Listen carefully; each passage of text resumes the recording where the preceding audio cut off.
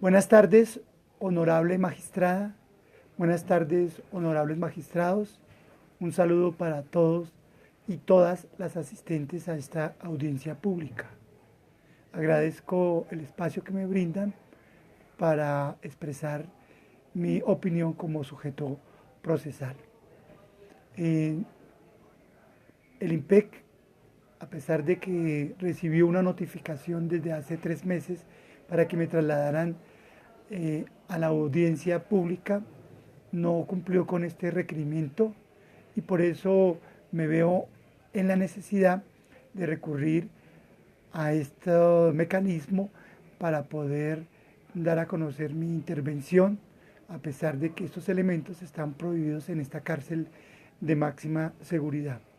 Quiero ser muy puntual en mi intervención y acogerme a los 10 minutos que ustedes muy amablemente me han concedido, y empezaré por destacar la importancia que tiene la libertad de pensamiento como un componente fundamental en el desarrollo del conocimiento y en la actividad académica. Es esta libertad de pensamiento la que ha servido de garantía del conocimiento frente a las acechanzas de los poderes políticos, económicos, culturales, religiosos, y ha sido el resultado de una larga lucha de la humanidad por consagrar este principio. Desde los albores del pensamiento griego, recordemos cómo Sócrates fue perseguido por sus ideas, por su crítica a los dioses y supuestamente por pervertir a la juventud, fue condenado a beber la cicuta. Y todavía en tiempos más recientes tenemos el caso conocidísimo de Galileo Galilei, quien por defender las teorías heliocéntricas, por criticar las interpretaciones oficiales de los teólogos, tuvo que afrontar un juicio ante la Inquisición y obligado a retractarse de sus ideas. Hoy, tanto el pensamiento filosófico de Sócrates como las ideas científicas de Galileo Galilei hacen parte del patrimonio del conocimiento de la humanidad. Ya para el siglo XVIII, este principio de la libertad de pensamiento fue consagrado en las constituciones. Un ejemplo de ello fue la Constitución de 1776, 13 años antes de la Revolución Francesa. En este documento de 1776, inspirado por Thomas Jefferson, filósofo y además arquitecto, señala claramente el derecho que tienen los ciudadanos de expresar libremente sus opiniones, sea por escrito o sea a través de la palabra. En América Latina, por las particularidades de su proceso histórico, este fue un proceso mucho más tardío, el reconocimiento de esta libertad de pensamiento, pero en toda la primera mitad del siglo XX encontramos ya la consagración de esa libertad de pensamiento a través de la figura de la autonomía universitaria y de la libertad de cátedra. En Colombia, desafortunadamente, por esa matriz basada en el autoritarismo, en la exclusión política, y que tuvo como consecuencia las numerosas guerras civiles que ensangrentaron el país, esa matriz generó todo un comportamiento autoritario de persecución, de intolerancia frente a las ideas divergentes. Y para citar apenas un ejemplo, todavía en 1944, en plena República Liberal, un pensador que hoy tiene un lugar destacado en las letras y en el pensamiento colombiano, como lo fue Luis López de Mesa, en la naciente Facultad de Filosofía de la Universidad Nacional, se le impidió, se le vetó, porque estaba exponiendo y dando a conocer las teorías de la evolución. El entonces arzobispo le recordó que la única teoría válida era la teoría creacionista. En el contexto de un conflicto armado y social que se ha prolongado por 6 décadas, esto ha sido todavía mucho más crítico. En mi caso personal, debo decir que como docente llevo cerca de 30 años ejerciendo la cátedra universitaria a través de 3 concursos de méritos públicos que he ganado en universidades públicas, además de tesis meritorias. Mi preocupación fundamental ha sido la investigación del conflicto social y armado colombiano. Desde mi tesis de grado hasta el reciente libro que he publicado, Las FAREP, Luchas de Ira y Esperanza, he defendido, digamos, una interpretación del conflicto armado y social, una interpretación que también he debatido en escenarios nacionales e internacionales, con rigurosidad y como parte de los resultados de mi investigación hemerográfica y de debate con otras posturas. Allí he defendido una interpretación que básicamente se sustenta en 2 principios. El primero, que el conflicto armado y social colombiano tiene unas causas objetivas que tienen su raíz en la desigualdad social, en la injusticia social y en la exclusión política. Por otro lado, he defendido la necesidad de escuchar las voces de los diferentes actores del conflicto. En un libro anterior, La vorágine del conflicto colombiano, aparecen allí expresando sus voces tanto actores como los militares, los paramilitares, los guerrilleros e incluso algunos delincuentes sociales que han participado directamente en el conflicto, porque ese ha sido una tesis fundamental y un principio metodológico que ha inspirado mis investigaciones. Desafortunadamente, en Colombia ha hecho carrera una tesis perversa que trata de asimilar divergencia con insurgencia, que asimila la lucha por una justicia social con la lucha guerrillera. De hecho, durante las 2 administraciones del anterior presidente Álvaro Uribe Vélez, se prohibió hablar de conflicto armado y social y solamente se hizo posible referirse al conflicto en términos de una amenaza terrorista. Aquellos que hemos desafiado estas interpretaciones ha tenido como consecuencia la persecución, en mi caso personal, por parte de la Fiscalía, de las fuerzas militares, de los grupos paramilitares y de la Procuraduría.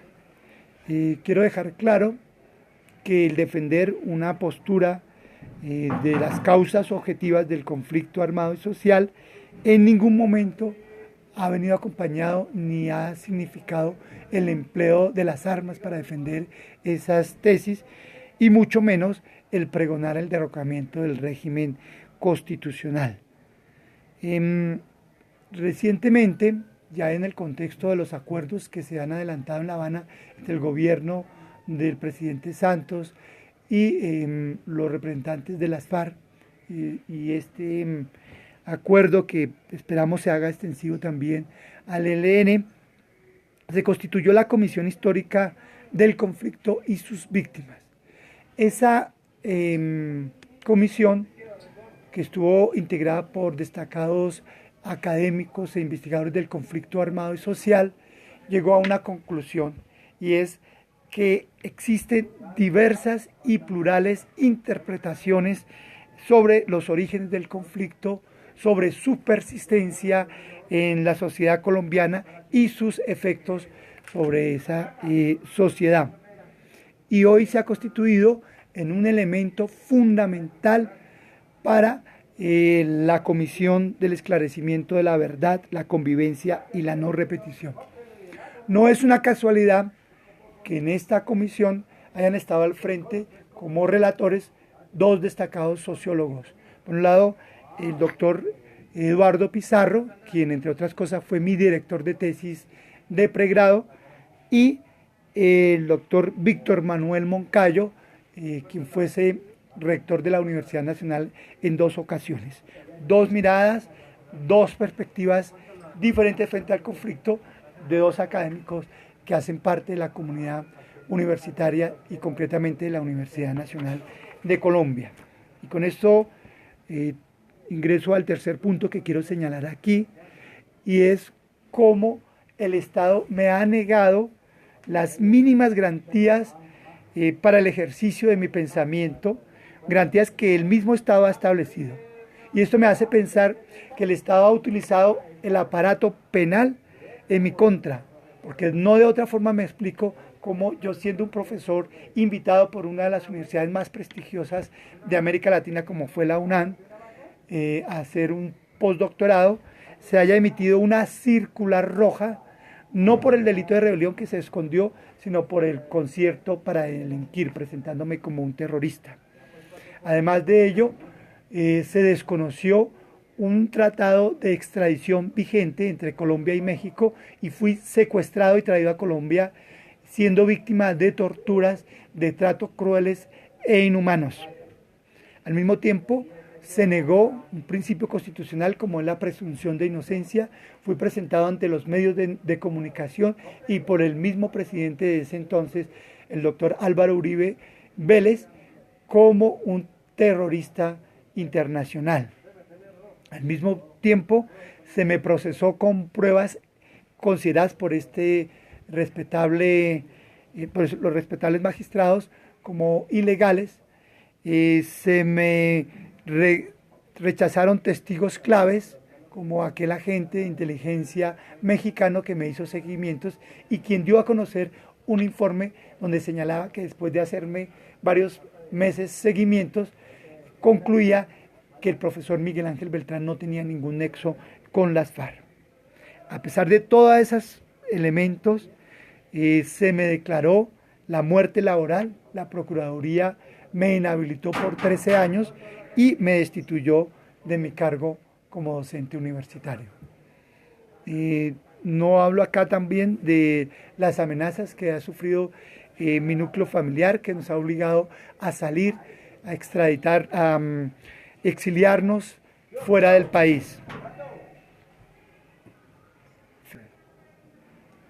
Finalmente, he sido confinado por segunda vez en esta cárcel de máxima seguridad, en condiciones de hacinamiento, donde no se me permite el ingreso de libros, ni revistas, ni periódicos, y donde en estos 6 meses no he conocido la luz del sol. Yo por eso quisiera terminar solicitando a esta respetable sala, a los honorables magistrados, que se dé cumplimiento a los derechos que ampara la Constitución, se me garantice la libertad de pensamiento. En un país que ha vivido en medio de la intolerancia, en medio de la exclusión, en medio de la persecución durante 60 años de guerra, hay una gran esperanza de los colombianos y las colombianas porque se llegue al fin del conflicto y se establezca una paz estable y duradera. Pienso que es momento para que se emita una señal positiva de que en Colombia es posible pensar diferente, que en Colombia es posible sostener opiniones divergentes y en ese sentido los ojos de millares de personas están puestas en lo que se resuelva aquí en esta sala. La comunidad internacional que se ha expresado a través de cartas ve con gran horror y sorpresa como un académico con recorrido de investigación ha sido perseguido por sus ideas, por sus análisis del conflicto, algo que es impensable en cualquier otra comunidad académica. Estudiantes míos, que hoy algunos de ellos ya son profesionales, también esperan recibir una señal positiva en el sentido de que los valores que he pregonado en mis clases, como la honestidad, la tolerancia, el pluralismo, la rigurosidad en el análisis académico, puedan ser legitimados como parte del trabajo académico. También mis ancianos padres, hoy presentes en esta audiencia, Mi padre hoy tiene 94 años, mi madre tiene una enfermedad terminal. Ellos también son hijos y víctimas de esa violencia bipartidista, desplazados de sus tierras, perseguidos también. Y ellos esperan poder ir a la tumba con la satisfacción de que su hijo fue liberado, de que finalmente hubo justicia con él. Finalmente, mis hijos, mis 3 hijos, esperan el retorno de su padre.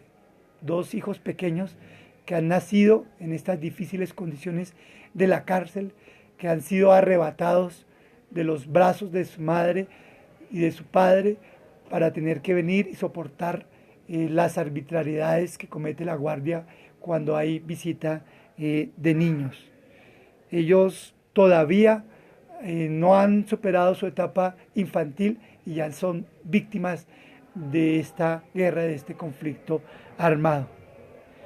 Y yo espero, respetados magistrados, que en un futuro en este país podamos decir, como Voltaire lo dijo en su momento, ese librepensador que fue también perseguido y confinado en la Bastilla, podamos decir, y pueda decir el Estado colombiano a sus ciudadanos: no estoy de acuerdo con lo que dices, pero haré hasta lo imposible para que lo puedas decir.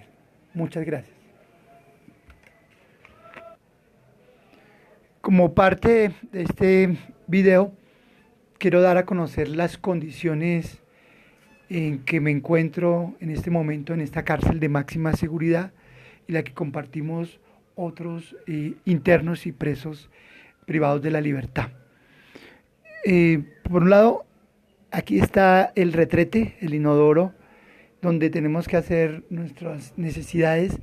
Es algo que está totalmente descubierto, violando toda nuestra intimidad, y allí tenemos que hacerlo delante de los otros 3 internos que se encuentran allí. Por otro lado, disponemos apenas de este lavamanos que nos sirve para lavar manos, para lavar la ropa, para todos los quehaceres, con el agravante que el agua se suministra interrumpidamente, solamente 3 veces al día, 1 hora, pero a veces no se cumple con ese horario. Por eso tenemos que recurrir a estos canecos para guardar el agua. Por otro lado, no disponemos de agua potable, tenemos que recoger agua para tomar, afectando nuestra salud y nuestras condiciones higiénicas también. Este son el espacio que nosotros tenemos para colocar nuestras cosas. No hay libros porque no está permitido la tenencia de libros. Nuestro contacto con el exterior, a partir de la celda, es esta ventana de 20 centímetros por 1,20 aproximadamente, y es el único espacio que nos permite un contacto con el exterior y por donde ingresa la luz. Por eso las celdas son bastante oscuras. En esta celda y en todas las celdas de aquí del Herón convivimos 4 presos en cada una de ellas. Estas son las colchonetas. Desde hace un tiempo no se nos suministran colchonetas debido a las denuncias que hemos hecho públicamente. Y pues finalmente, saliendo de esta celda, hay un patio, y en ese patio vivimos hacinados 230 presos sociales, presos políticos y también paramilitares. Estas son las condiciones que queremos denunciar, que queremos hacer pública, que ya lo hemos venido haciendo en otros escenarios, pero que queremos reiterar, porque aquí en Colombia los medios de comunicación hablan de las supuestas difíciles condiciones que viven los presos políticos en Venezuela, pero se silencia totalmente la situación que vivimos los presos políticos en estas cárceles colombianas.